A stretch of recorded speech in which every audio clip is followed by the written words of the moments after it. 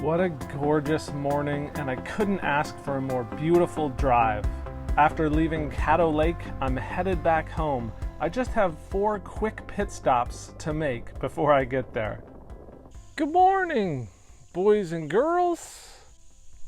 I'm Jay, and this is Atlanta State Park.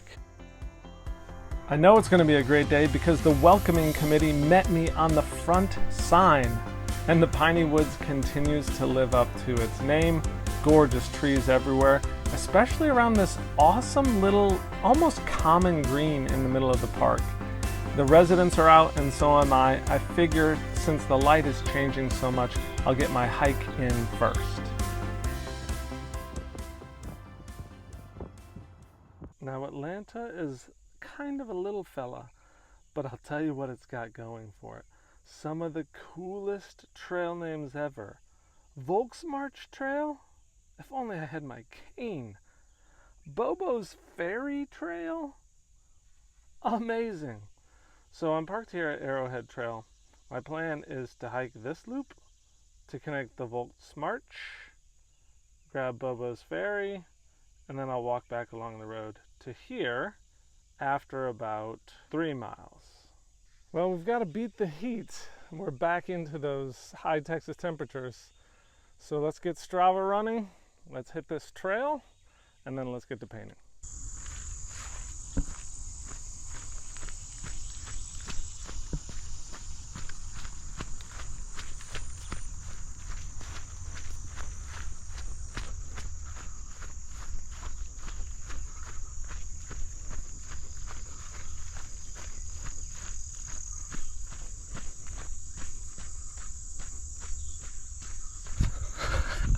I feel like I'm trotting like an old man. I'm trying to get my knees warmed up.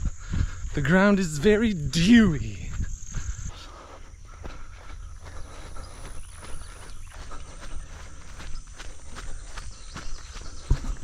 We're on the trail.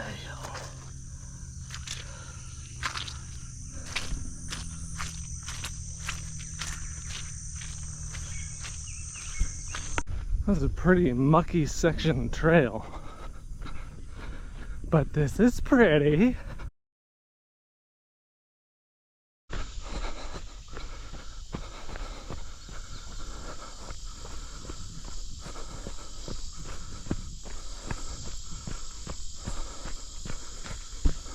Somewhere in there is Bobo's Ferry. Let's just bushwhack till we find it.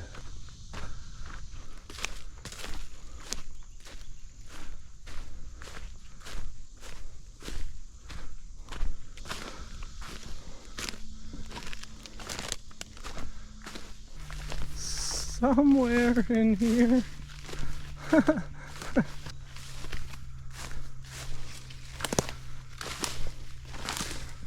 I haven't found the trail yet. You know what I did find? Spider webs.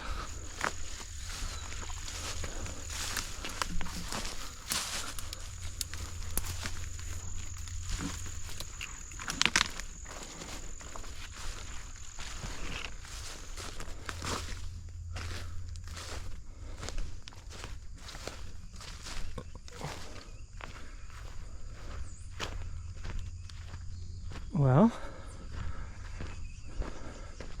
found a road. Bobo! I think we found it.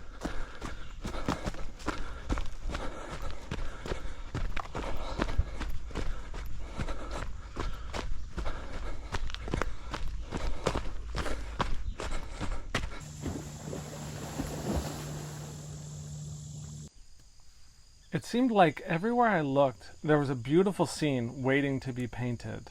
But if I'm being honest, I wanted to take another attempt after Tyler State Park at painting one of these beautiful trees. So although all of these vistas are beautiful, I think I'm going to close in on just a single tree as my subject matter today. So I've just sat down for brunch.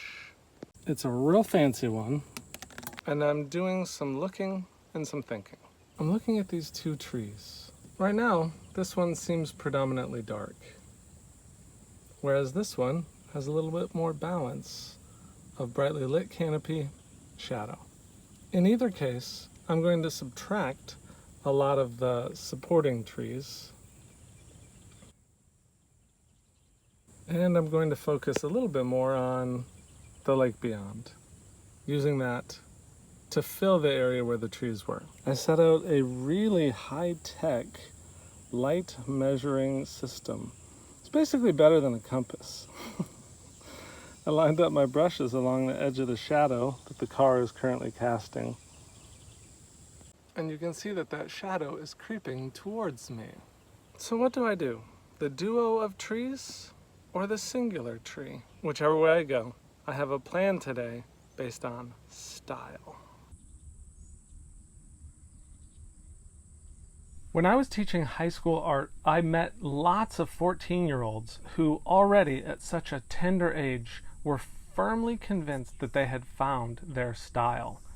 Now, if someone like Picasso experimented throughout his whole lifetime, I think there may be a real benefit to staying open to new things and trying new options and possibilities.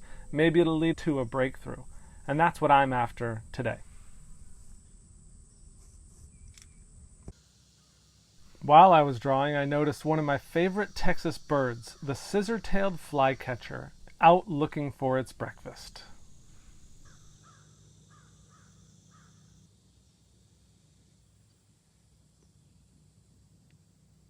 It's time to lay out my palette. I'm going to use titanium white, cadmium yellow light, yellow ochre, and though you may not see it when you look at this tree, I think there's going to be some purple, so I'll need some dull reds. How about terra rosa, burnt sienna, and then throw in greens, sap green, viridian, and ultramarine blue.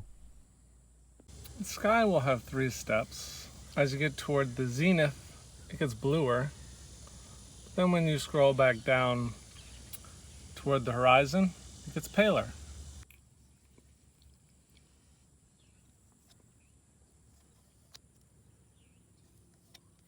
And there you go. Many times I'll dull down the blue because the sky is not this pure crystalline ultramarine kind of thing. Not today, baby. We're going intense, dazzling color.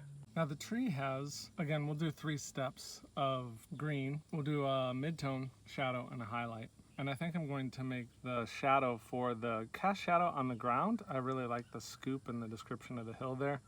But everything on the tree branch on the left side, that'll all be the dark. And then we'll have parts in the core of the little tufts of needles.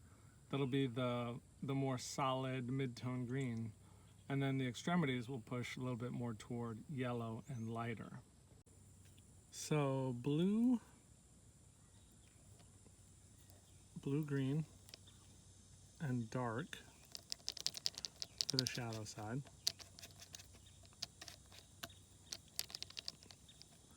A little too blue. Maybe we'll throw in some terra rosa, dull that sucker down. Break it off and use the rest of this viridian. See how we like that. Kind of like that color. Mid-tone.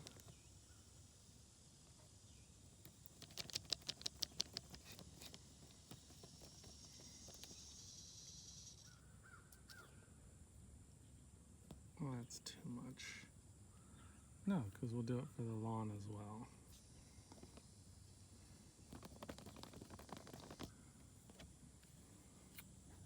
To call a tree trunk brown is not only wrong, it's so boring. It's a little gray, but gray just means desaturated.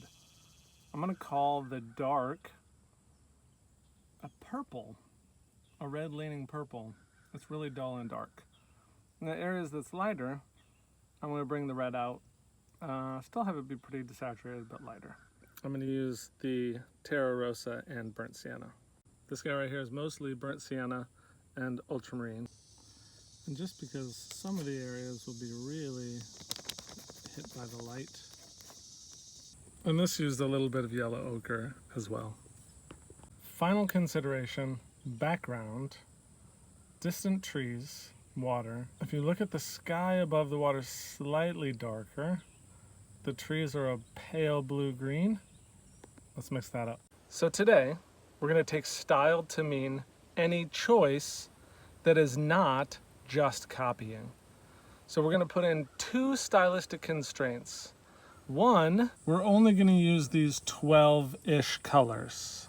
And two, we're going to load the brush and make a vertical mark every time we apply a mark. So it's going to be a mark-making stylistic constraint. Let's see what happens.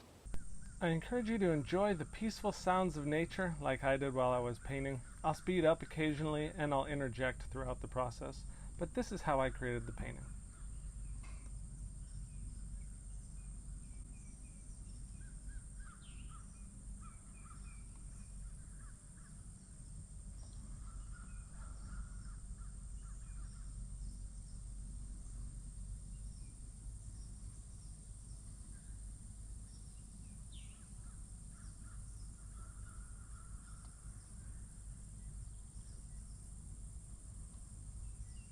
Okay, it's a little too restrictive to say every time I have to load my brush. You see there's a huge ridge of paint on that. And then make a mark and go back and reload. A lot of times there's tons of paint still there. So I am using my brush as long as it's full, and I'm leaving marks at the bottom to show the type of marks that I'm making today.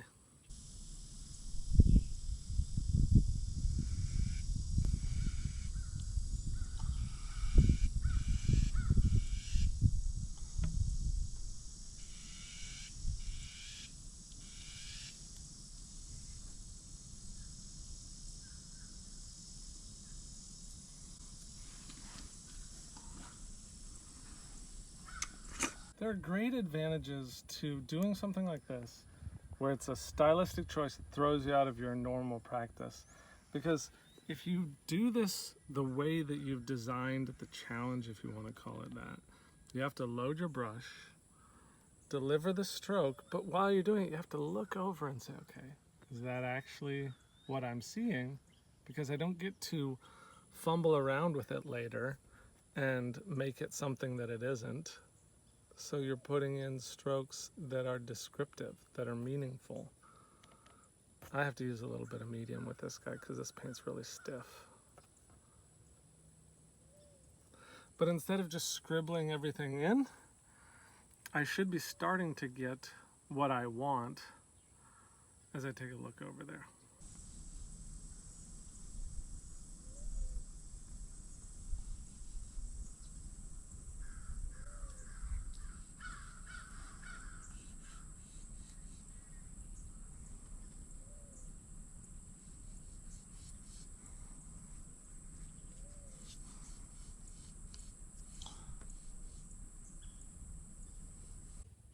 Now, the trunk on the right is not the right color.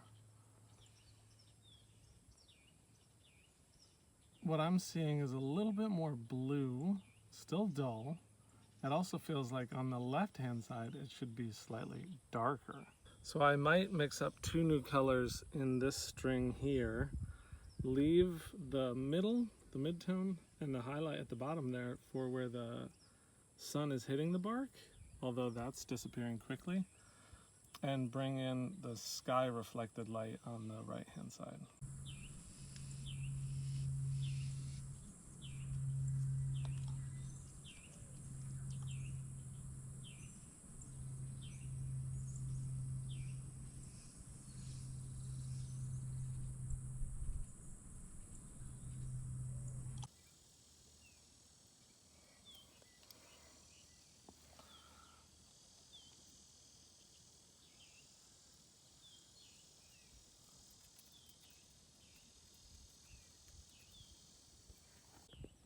There have been a couple of unintended consequences.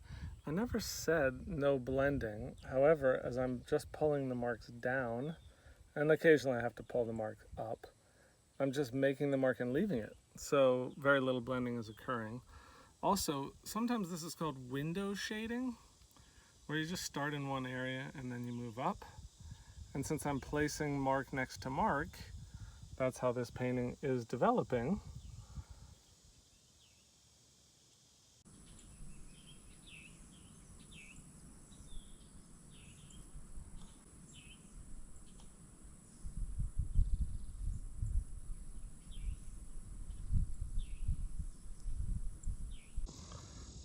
right, I'm in the crook of the tree here and trying to be in about the same place there.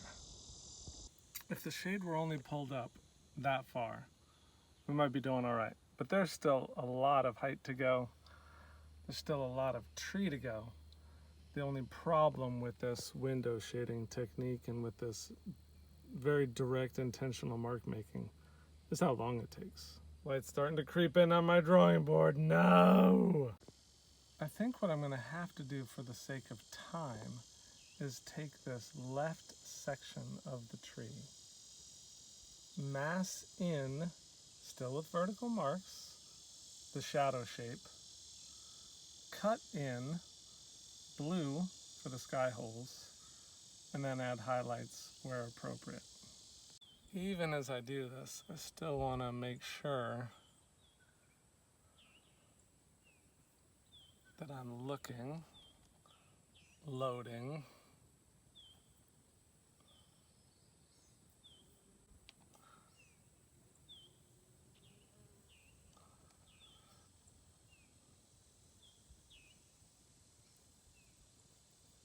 okay, I've gone up and around and over the top, and I'm getting near the end.